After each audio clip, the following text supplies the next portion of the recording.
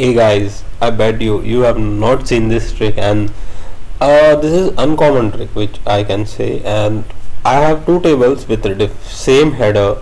Like if you wanted to join these table with some shortcut, what you can do is basically select first table, copy it, then you have a option here, clipboard.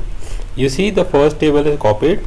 Now just copy a second table without header. Obviously your header should be same while you merging the cell.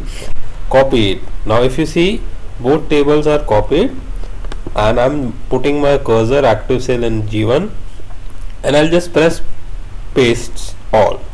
See now the both tables are joined together one below.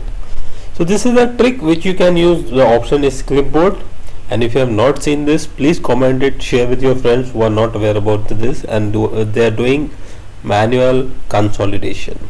Thank you so much.